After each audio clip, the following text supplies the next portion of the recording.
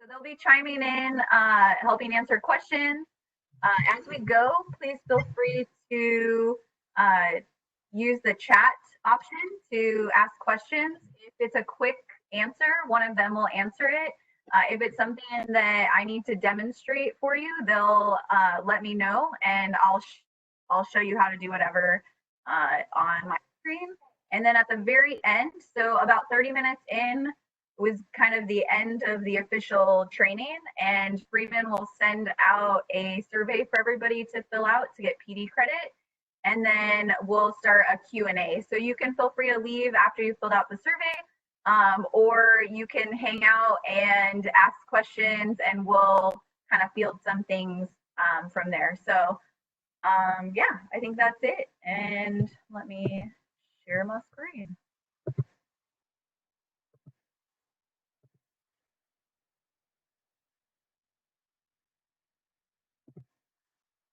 All right. Are we able to see the screen okay?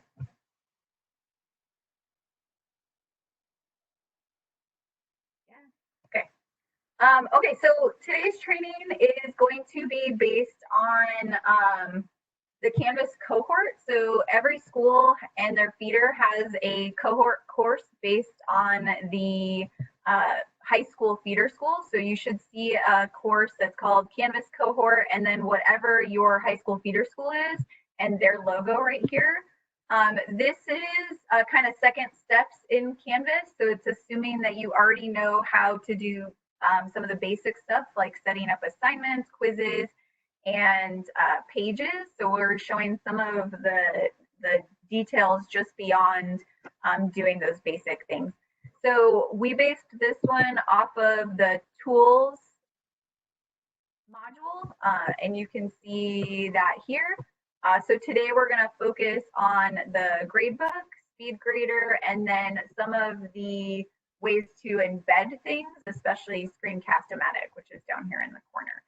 So this is a place where you could go in, when you click on any of these, you could find more detailed tutorials about the things that I'm going to show you how to do today. So let me go back to the home page.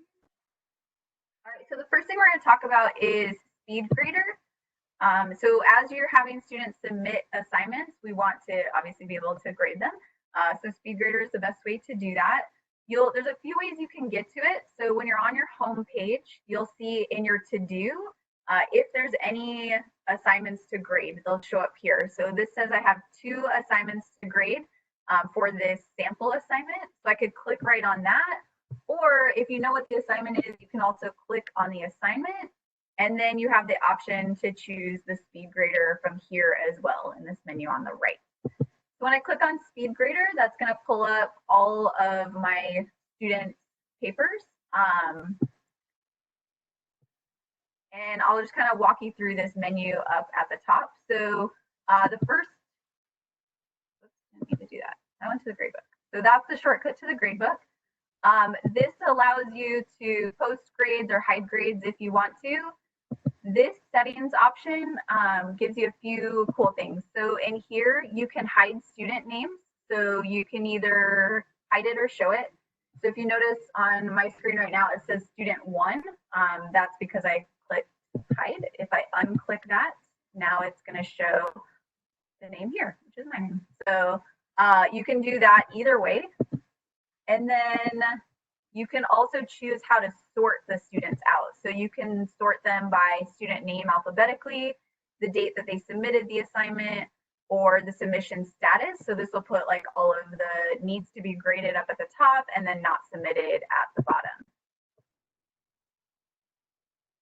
So when you're looking this view, so my submission here was done as a text entry view. So you can see that this was my awesome answer to the prompt. As the teacher now, I can go in and place a grade right here. So I could put a score in and then hit enter, and it's going to show, see how that changed to a check mark. So that's showing that this one's graded. I can also add comments. So if I did a comment here, to save this, I want to hit submit. So that's the very, that's the basics for adding comments, and then I could keep adding more comments. So I can say, hey, how, you know, you need to fix this. It wasn't detailed enough, and so on here. There's also options to add attachments, but this is the quickest and fastest way to do that. So I'm going to click over to Freeman's entry. So Freeman did his entry as a text, or sorry, as a file upload instead of as a text entry. If you have your students do a file upload, it does give you some more options to actually highlight, annotate. You can type things right on to the right onto their paper and leave comments that way. And you get a lot of options for choosing different colors. You can highlight something that they wrote and leave a comment that way. Strike out. There's a bunch of editing options here. But entering the grade is going to be the same. So I'll enter a grade. Give them a 9. You did great. You can always edit the grade too if you're like, oh no, it's actually a 10. And then just type it in, hit enter. And then again, you can leave the comments there. So over here on this side, this number here, 2 out of 4 graded. So that's showing me that I've graded 2 out of my 4 students that are in this course. This is showing the average score for the class. And then this number is showing me which student I'm on. So I'm on the second of the 4 students. If I click this drop down here, I can then scroll through and see all of the students, and I could go and toggle around and click from one student to the next. So obviously in our classes, our lists are going to be a lot longer here. So there's a few options. You can use Control F when you're in here to find a student. Or there will also be a sections option that you can filter by section. So if you want to, if you have multiple class periods in the same class, you could filter out just first hour, just second hour, and just third hour. You can use these arrows here to also toggle between kids. So I can flip from one student to the next by using the arrows, or again, this drop down menu. So that's the basics of Speedgrader. OIDCs, are there any questions I can answer out there that haven't been answered? I think they've all been covered. Kristen, this is Rochelle. Hey, where do you see the filter in Gradebook? Because I've been going back to the original Gradebook screen to change the view to see my filter, but can you change the filter right here in Speedgrader? So the Gradebook filters are going to be totally different than the Speedgrader filters. So for the Speedgrader filter, you're going to do that in this drop down right here. There'll be a bar at the top that says sections, and then you can choose which class period you're looking at. I'm going to show the Gradebook next, and then there's different filters in there. The two, like changing one isn't going to change the other. They're two separate things. I think, did that answer your question?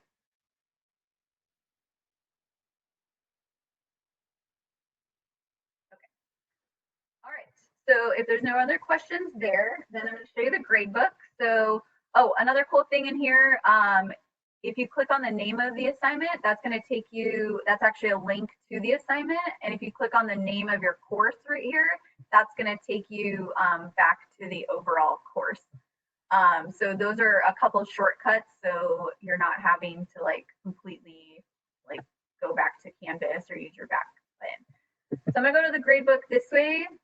The other option would be to enter the gradebook through your navigation menu by just clicking on grades. And then you see all of your students here, and the scores that I just entered, you can see present there as well. So in here, there's different options that you'll see at the top. So gradebook, you have, there's a learning mastery gradebook. You'd only use that if you're doing outcomes. And then individual view will let you see individual students, and then history. So we want to be just on this normal gradebook view to see our grades. You can use each assignment, like if I clicked on this link here, it would open that assignment again. So that does give you a little shortcut to the assignment. And you have some filtering options right on here. You can filter the order that the students are showing by by their name, student ID. You can go A to Z, Z to A. You can do first name, first name, or some of these other options like student ID, groups, and so on. This is also a way if someone had like dropped your class, you can go back and see them as well.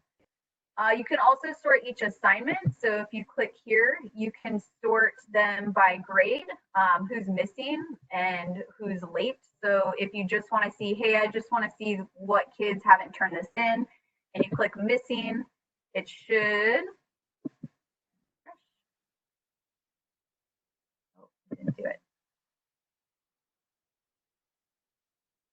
Oh, it might not have marked them missing because I didn't put a due date on there. So once you pass the due date, then it'll mark it as missing, and then it would sort it that way. The other options in here that are pretty cool in these 3 dots are message students who. I love this option because it allows me to message students who haven't submitted yet. I could write a message, it's going to send it to each of them. I could also, let's say I knew Justin didn't turn it in for a specific reason, I can X him out and not send it to him. You can also message students who just haven't been graded, who scored less than a certain amount. So maybe I say less than 10 on it, and it's going to send a message to all of those kids, or scored more than a certain thing. So if I wanted to say like, hey, everybody who got a 10 out of 10, I want to send them a way to go message. I can put that in here. You can also change the subject line to be custom, and then type your message and hit send, and it'll go to their Canvas inbox, and it should go to their email as well. Kristen, I'm sorry to. Do you mind going back and showing me where you got that? I apologize.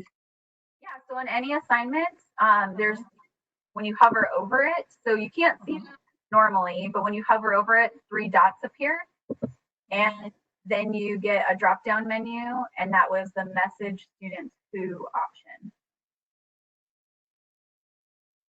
So from in there, you can then use this drop down to pick different options here that I showed you. Thank you. Yeah, of course. All right, so let's see. Those are some of the key ones in here that I wanted to show. Now, the other filters you have, so in this view drop down, this does give you some options to rearrange your gradebook, so you can read all of those here, but the default is what is obviously going to be default setted. You can arrange it by assignment name, due date, point value, or module.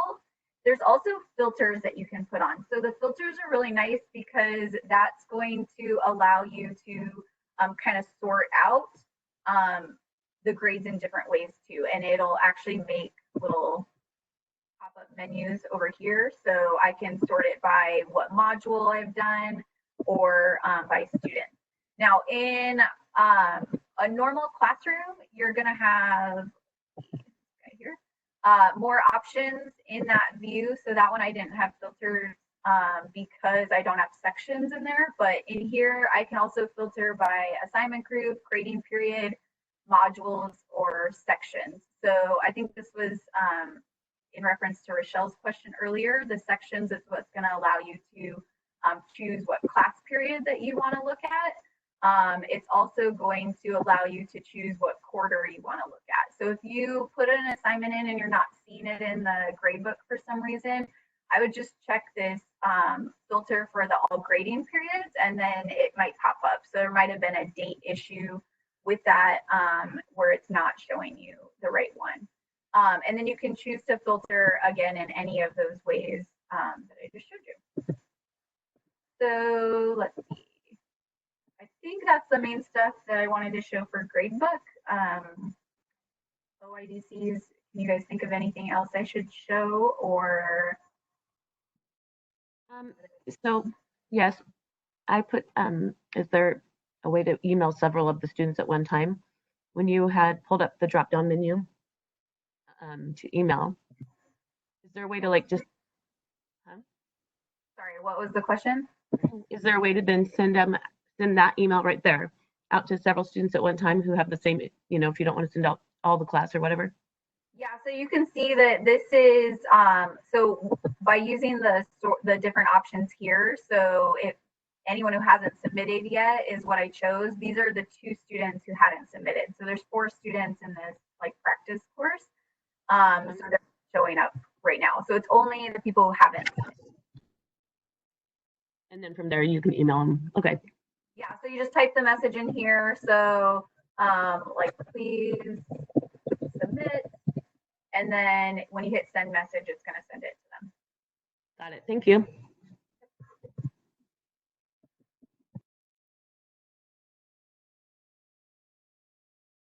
All right. If we're good to go with the gradebook, then I want to show you a couple of things in assignments. So, question about Speedgrader and the comments that you put in real quick. How do the kids see those comments when you, the teacher, goes in and puts those comments in there? How do the kids see them? Do they come up? How do they view them, I guess? So I don't have, let's see if I have view on this one. So for a student, they can click, there's a few different ways that they can get to it. So if you go to, if they go to, where's grades? They'll see here any assignment that they've submitted and be able to, there's like a little feedback button. Also, when they click on the assignment here, they'll be able to see any comments off to the side that you've made. And they're also able to make comments back to you. Let me actually leave student view. Because I'm not a student in this course, I can't see. Oh, here's actually, so here's the comment I made to myself on the assignment. So you can see the comment right there. So the students have the same view, they just can't publish or edit, and then they'll see off to the side here their comment. Does that help? Yeah, that helps a lot. Thanks. Yep. So this is Rochelle. Just a quick clarification. It doesn't show up in their email as a message, right? It's just if they go in and click on the assignment to see what their results were, correct? Right, correct. So what I did for my students so it's always good if you're using a new tool to let your students see how these things work as well. So the Canvas Commons has the Canvas community, has a lot of really great tutorials and other things that you have access to, but also students can see as well. So what I did was I sent my students,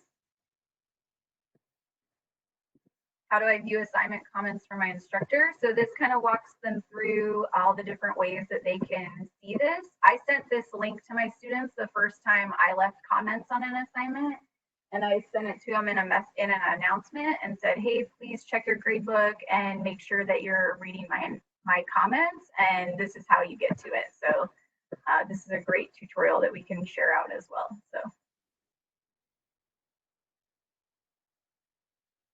because it does not go to their email. So Where is that at? I can share this link in the chat.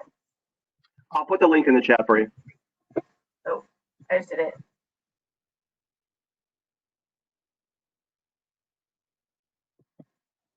And that was on that's just in the Canvas community, which is a resource. We have it linked in the cohort as well, that has just a ton of tutorials, Q&A stuff, and different things for you as well. So, and they usually have something from like the student perspective and from the teacher perspective. All right, so if we're good to go there, I'm gonna jump over to showing you a couple things in the when you're making any assignment, page, or anything with a rich content editor, really, a quiz. Some ways to embed documents and also to embed videos. So if you're embedding a document, this side of menu bar is going to be kind of like your go-to for adding links, images, media files, or documents. So if we click that and upload a document, then you can go into your computer and find something that you want to share. So I have a PowerPoint that I was going to upload. So if you choose the file and then hit submit, it's going to create a link for your students to view the file. There we go. And then you have some options. If you want this to actually be embedded instead of just a link for them to download. So right now, as it is, the students have to actually download the PowerPoint to their computer. When you click on the link, this little options bubble shows up. If I click that, I then can choose automatically open an inline preview. And that is going to then, if I save the document, when the students view it, they're going to see this instead. So they're going to see the PowerPoint actually embedded. As it loads.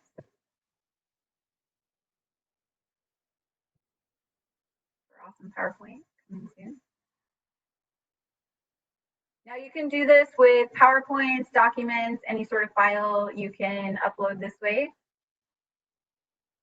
And here it comes. There we go. So they can just scroll through it kind of as like a PDF view of it. They could also, like I said, download it and actually get the PDF file up. But this is kind of a nice way for them to be able to click through, change the zoom, and just see it without having.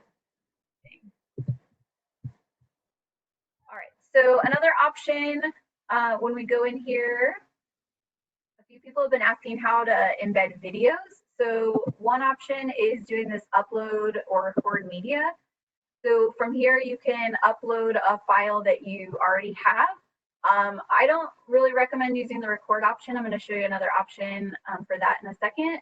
Or you can embed something. So this is an option if you have an embed code for a video, you can copy and paste that right in here, and then the video will show up. So I know that some people have been having trouble with the YouTube app.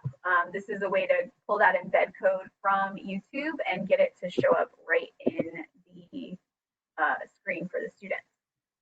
The other option for uploading videos would be in this apps button over here. So it's like a little plug. If I click on that, you'll see there's a lot of other things here. So you can access your Google Drive from here as well. This will allow you to embed a Google document in the same way that I showed you with the PowerPoint. It would be right in the screen, which is really awesome if you have a Google Doc. There's also TED Ed and YouTube in here where you can search and embed those things. Now I've installed this app called Screencast-O-matic, and this was recommended by another OIDC, and it's been really awesome for uploading videos for this online environment that we're in right now. So you do have to make a Screencast-O-matic login before you can access it. So you would just go to Screencast-O-matic and make an account there. And then once you download the app in Canvas, then this is how it's going to show up. So you would make a new recording here, and it's super user-friendly. One of my teachers who said I was allowed to say this, she's not tech savvy at all. All I did was tell her to upload the app and set up an account, and she was able to just kind of click through it. Really prompts you, and she's loving it. So, and it really tells you what to do, and it's pretty easy to follow. The nice thing is for here, I don't know if you guys can see my screen recorder. Oh, it's gone away.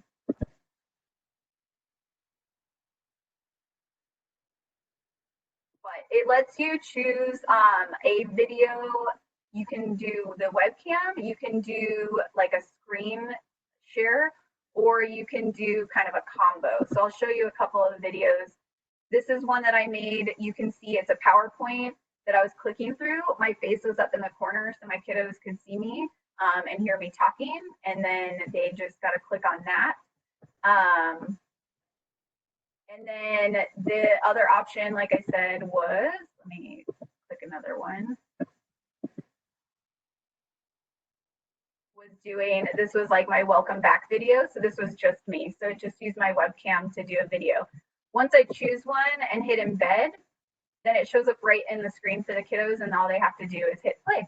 So that's a really cool tool, and we have all the resources and tutorials for that in that Canvas cohort course on the tools page here.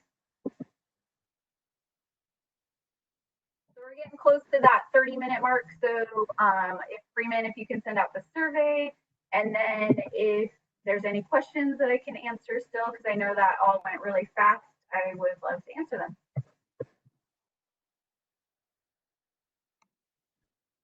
Are we able to, well, I guess that's the question within the question. I just had a quick question about that drop-down page for the app screen. I didn't see how you navigated there or what tab it was under to pull that last area up. So if your view is a little bit, let me see. So some people have it zoomed in a little bit more and you might not see it right away, but instead you see these 3 dots. So sometimes it's hidden. You just click that and then it's the little plug at the very end. If you're zoomed out, it'll be just visible on the screen, this guy here. And then you just scroll through this way. Now, Screencast-O-matic is not going to automatically show up. All these other ones, Commons Favorites, the Google app, Google Drive, TED-Ed, and YouTube will automatically be there. This guy, you've got to add that app to your class. Okay, thank you. So how to do that, I can. Does that help? Thank you very much. Yeah, of course.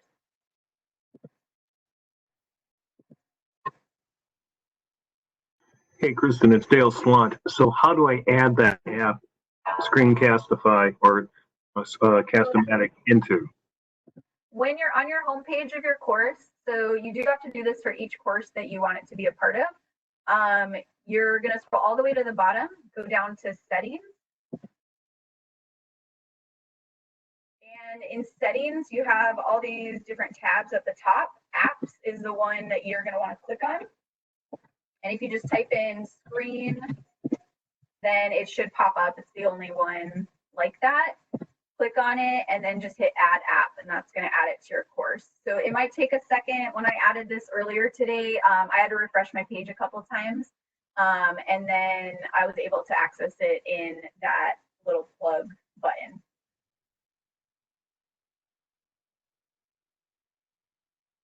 Will the students have to do that too, Kristen, or will it automatically be given to them? The students don't need to do that. The video will just be embedded in that last view that I showed you. So they don't need to have the app to access it. It's just gonna, all they have to do is hit play on the video.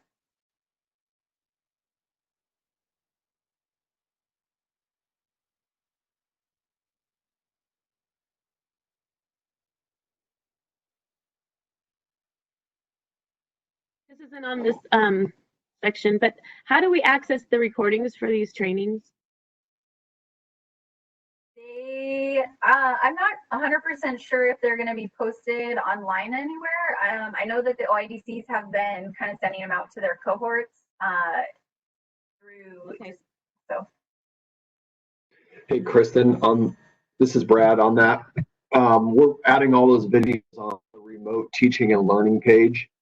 So once they finalize that process, I think that's where we're going to be putting them, but it'll be either on the EdTech page or the remote teaching and learning page. We'll put all of these the recordings on there. Thanks, Brad. Is there, well, I guess maybe not yet, then if they don't know where they, because I'm having a hard time finding these classes and just navigating to that site from EdTech. Can you send the link or links where we might find them in the future? I think Rachel just sent it in the chat. Okay, thank you. Yep. Anything else you guys want me to show you? Trouble that you're having? It looks like somebody, LA Cook wants to have some more insight onto Screencast. I don't know if we want to do another workshop, but if you want to show how to use that directly, if we have time. Yeah, I'm not 100% sure. let's try it. I don't know what you'll be able to see. It'll show everything that I'm doing, but let's see.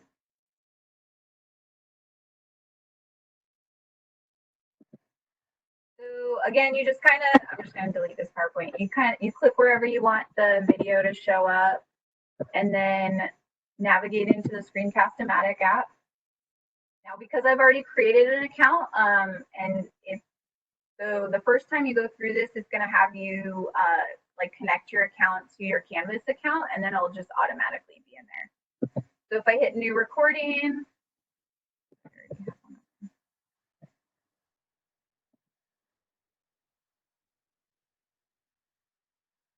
open the screen launcher.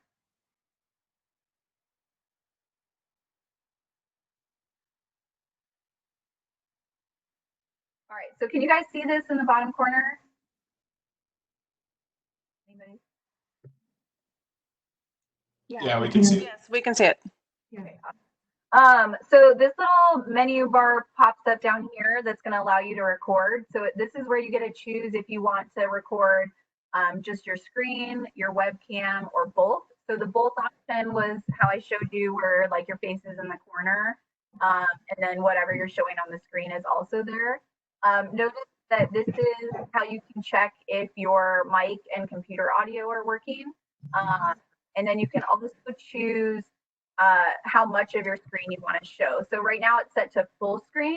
I can choose an active window, and then this is kind of cool because you can actually change and expand that window. So like, let's say I wanted to show, whoops, I grabbed the wrong thing.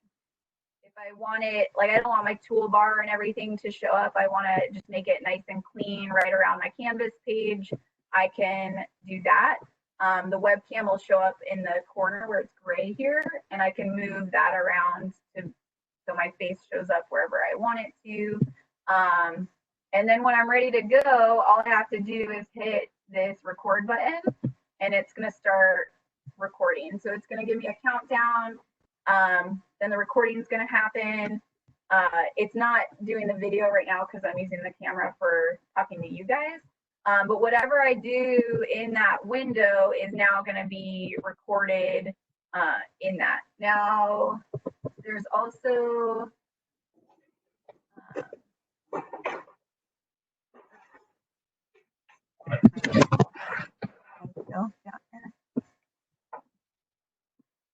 why can't I get my, sorry. I need to hide my taskbar because my thing disappeared.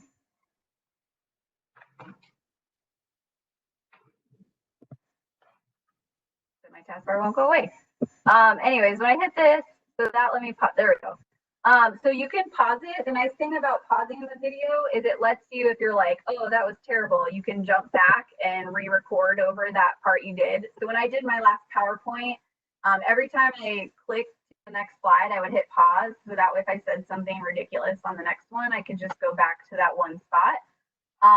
And then you're able to throw it out if you don't want it, or you're done, you just hit done. And then you follow the here. So save and upload will put it into what you have. Edit, you only have edit access if you have a paid subscription. I think there's a few things that you can do, but this is going to be the option you want to get it to upload. Then you see kind of a preview of it. You can hit play. This is where I said you can trim a little bit. That's really the only editing you can do with the free version. And then you would title your video and hit upload. Or if you didn't like it, you could always cancel it and redo it. And then once I walk through, once this loads all the way, it's going to just pop up in my Canvas page. So.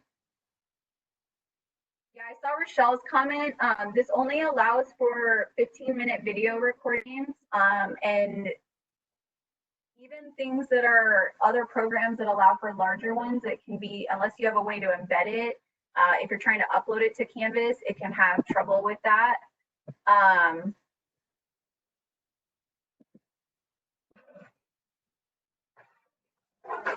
So here's the video that I made, and I would just hit embed.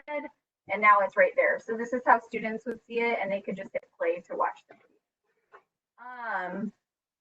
So Michelle made a comment about breaking it up into 15-minute chunks. That's really good anyways. It can be difficult to keep the attention span a lot longer than 15 minutes regardless. So doing a shorter video, having some kind of interaction with the students, and then having another video for them to watch is kind of a good practice regardless. And like I said, the free version here limits you to a 15-minute video anyways. So did that help? Yeah, it definitely did, Kristen. That worked really nice. I used it last week as my initial intro video to all this, and the kids really, they used it, so that worked out well. Yeah. And like I said, my friends, and again, she said talk about her this way. She's not good at tech at all, and she really wanted me to promote this and let everybody know that something that it's really user friendly. It's really easy to just kind of click through the steps. She was able to make both a webcam video to say hi to her students, and then she also did the PowerPoint recording, and it worked really well. So. Hey, I have, yeah, this is Rochelle. I have a quick question. So when just for WebEx in general, when we leave a meeting, do the comments, like the chat comments, stay there? So I know in WebEx it keeps a record over on the left of the meetings and the groups that you've joined and participated in. Once this meeting is over, will the links stay active and working on the right-hand side of the chat? That's a good question. I don't know the answer to it. Does one of the other OIDCs or Brad, do you know the answer to that question? I don't have a good answer. I saw the other day, if you're hosting a meeting, I think you can actually save the chat comments to a text file, but I think you have to turn it on beforehand, and I don't remember where the setting was. However, I can look it up real quick and see if individual users can save, because I am in as an individual user, or a participant instead. So I would just highlight and paste the entire message, and then I just paste it into a Word doc. So I don't know until we know for sure how to get it. That's kind of what I've been doing. Yeah, and because yesterday I was we were all still together, and then everybody shut down, and then all of the comments were gone. So anyways, that's just another idea to take. I'll take care of that. Thank you. I added a link that I think looks like saving chat messages for WebEx meetings, so I'm not sure who will have access to do that, but I'll check it all out before I close anything. Okay. I'd say the safe thing right now is if you want anything in there, like was suggested, you can copy and paste it. So. Yeah, and it looks like there's a feature if you go to File and then go to Save, and then there's an option for chat. You can just save it that way too.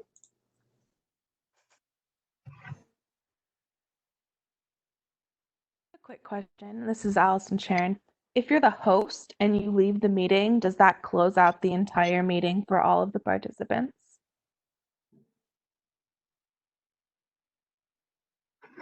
I believe the answer is yes, but I also think it gives you two options. Usually when you close it, it says to leave the meeting or end the meeting.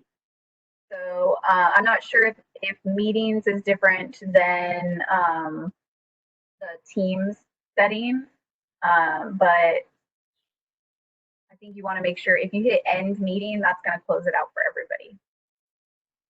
Good to know. Thank you. That's what I've experienced in running meetings with my students on WebEx meetings. I can just end the meeting, but if I'm on Teams, I can leave the meeting, but I think if I'm hosting, I can end it. I think she's right about that.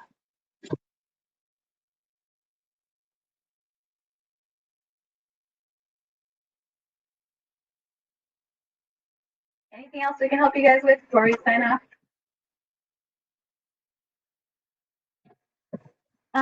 So on the very first day I started taking the trainings, I didn't get all the links.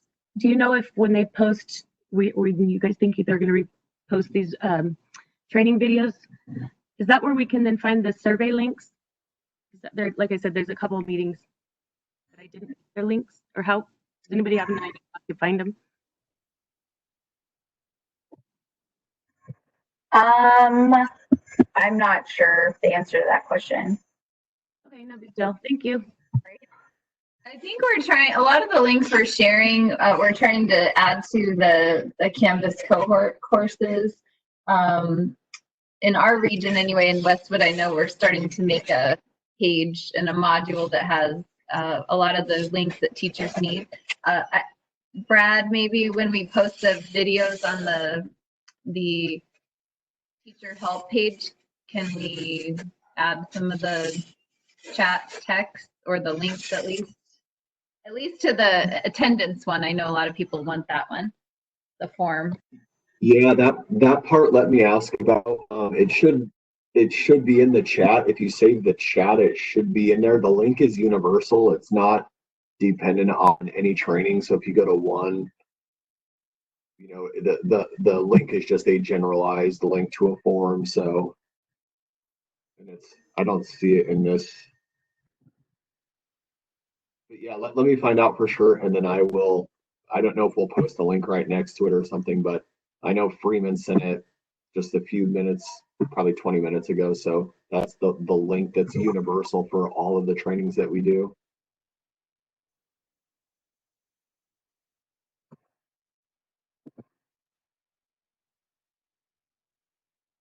Yeah, I've seen this question come up a couple times. When you're filling out that survey, you can just click on Canvas Basics, just so everyone knows for now.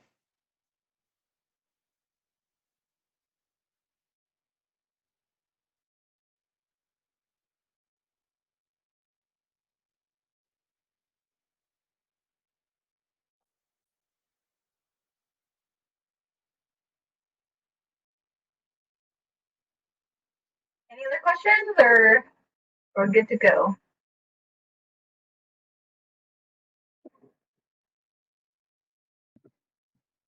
Thank you, Kristen, again. That was great. Yeah, of course. And then feel free, you know, reach out to your OIPC or anyone really. And if there's something that you're like, hey, I really want a training on this or that, I know we'd be happy to schedule sessions with people individually, or set up another meeting like this that anybody can join to make sure that the needs that you have for Canvas are being met. So please feel free to reach out.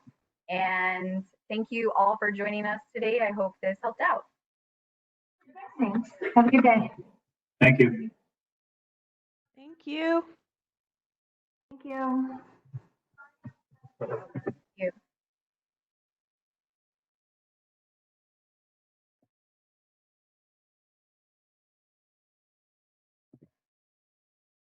I can't hear you, Freeman. Are you talking? Would you, Rachel and Kristen, would you guys mind meeting real quick, just for a couple minutes? Sure. We can do that. And hey, Gloria, I'll contact you in a little bit on WebEx Teams, okay? I'd be glad to help you. Okay. Thank you. Thank you. So you want to just meet over in Teams?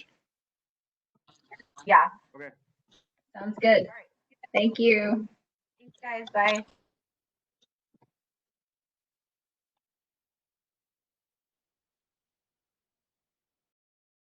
Mm-hmm.